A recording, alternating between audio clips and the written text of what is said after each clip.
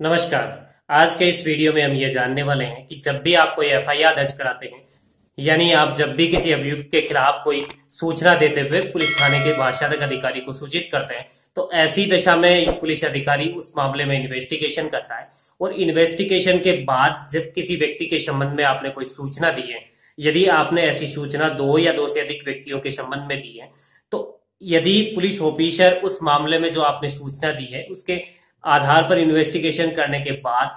उस अभियुक्त का नाम ही उस एफआईआर से हटा देता है, तो ऐसी दशा में आपको क्या करना चाहिए, इन सभी बातों के बारे में आज हम जानेंगे, विस्तार से जानने का प्रयास करेंगे। लेकिन इससे पहले यदि आप इस चैनल पर नए हैं और आपने अभी तक इस चैनल को सब्सक्राइब नहीं किया है तो चैनल को सब्सक्राइब करें और साथ ही बेल आइकन भी अवश्य दबाएं ताकि आपको मिलती रहे मेरे प्रत्येक वीडियो की जानकारी। देखिए, जब भी आप कोई एफआईआर दर्ज करवाते हैं तो ऐसी दशा में जिस किसी अभियुक्त के खिलाफ आपने कोई एफआईआर दर्ज करवाई है, उस मामले में उस अभियुक्त को यदि आपने जो भी एफआईआर दर्ज कराई है नॉन बेलेबल ऑफेंस के संबंध में कराई है, तो ऐसी दशा में उस अभियुक्त को कोर्ट के समक्ष पेश करना होता है पुलिस को गिरफ्तार करके। लेकिन कई बार पुलिस इन्वेस्टिगेशन करती है और इन्वेस्टिगेशन के बाद ये पाती है कि जिस किसी अभियुक्त के खिलाफ एफआईआर दर्ज करवाई गई है, ऐसी एफआईआर झूठी है या फिर ऐसा अभियुक्त वहां पर उपस्थित नहीं था जब ये अपराध हुआ। ऐसे आधार पर उस अभियुक्त का नाम उस रिपोर्ट से निकाल देती है और उस मामले में रिपोर्ट कोर्ट के समक्ष पेश कर देती है। लेकिन क्या हो जब आपने कोई रिपोर्ट दर्ज करवाई हो पुलिस के समक्ष और आपने दो या दो से अधिक अभियुक्तों के संबंध में ऐसी रिपोर्ट दी हो और सारे के सारे अभियुक्त ऐसे घटनास्थल पर मौजूद थे और उसके बावजूद भी पुलिस इन्वेस्टिगेशन करती है और इन्वेस्टिगेशन करने के बाद उस मामले में जो भी आपने अभियुक्तों के नाम लिखाए थे उनमें से किसी अभियुक्त के नाम निकाल देती है। देखिए, अक्सर पुलिस ऐसा किसी प्रभावशाली व्यक्ति के कारण भी करती है या फिर कोई पॉलिटिकल प्रेशर होता है उसके कारण भी करती है।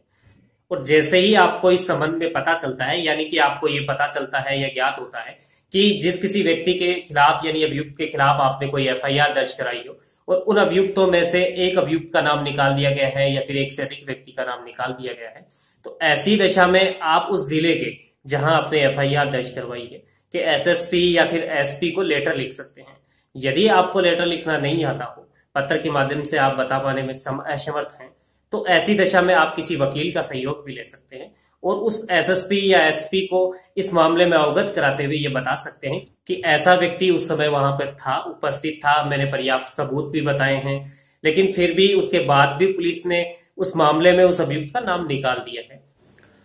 और साथ में आप ये भी मांग कर सकते हैं कि जिस किसी पुलिस अधिकारी ने इस मामले में इन्वेस्टिगेशन किया है उस पुलिस अधिकारी को यानी आईओ को बदलते हुए किसी अन्य पुलिस अधिकारी के द्वारा इस मामले में इन्वेस्टिगेशन करवाया जाए और इन नाम को ऐड किया जाए, यानी जो भी अभियुक्तों के नाम निकाल दिए गए हैं उन्हें दोबारा से ऐड किए जाए। ऐसी मांग पर पुलिस अधिकारी उस मामले में इन्वेस्टिगेशन अधिकारी को भी चेंज कर सकता है और यदि उस अधिकारी को यह प्रतीत होता है कि ऐसे अभियुक्तों के जो भी नाम निकाले गए हैं वो किसी रीजनेबल ग्राउंड के बिना निकाले गए हैं, तो ऐसी दशा में उनके नाम ऐड करने के आदेश भी दे सकता है। लेकिन प्रैक्टिकली क्या होता है कि जब भी पुलिस किसी व्यक्ति का यानी अभियुक्त का नाम निकाल देती है तो ऐसी दशा में जब तक कोर्ट के समक्ष चार्जशीट पेश नहीं हो जाती उस अभियुक्त के नाम निकाले जाने के संबंध में सूचना प्राप्त नहीं होती।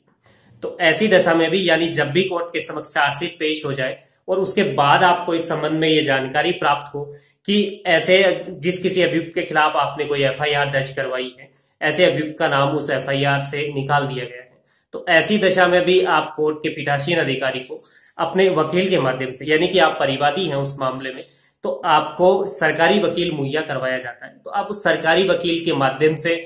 कोर्ट को यानी न्यायाधीश को अवगत करवा सकते हैं कि ऐसे मामले में पुलिस अधिकारी द्वारा यानी आईओ द्वारा, इन्वेस्टिगेशन ऑफिसर द्वारा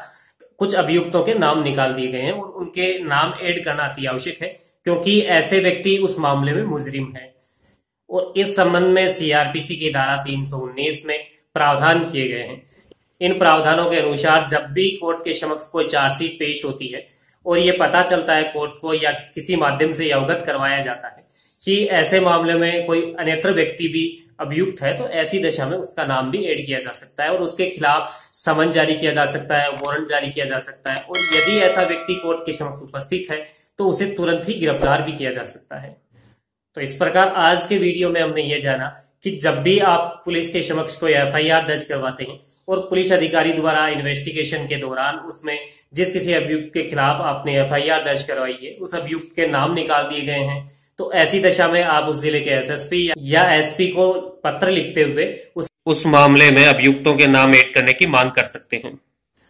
और यदि आपको कोर्ट के समक्ष चार्जशीट पेश होने के बाद में इस संबंध में पता चलता है कि आपने जिन अभियुक्तों के खिलाफ एफआईआर दर्ज कराई है उनमें से किसी एक अभियुक्त का नाम निकाल दिया गया है, तो ऐसी दशा में आप सीआरपीसी की धारा 319 की एप्लीकेशन यानी प्रार्थना पत्र अपने सरकारी वकील के माध्यम से कोर्ट के समक्ष पेश कर सकते हैं और ऐसे अभियुक्तों का नाम आप जुड़वा सकते हैं।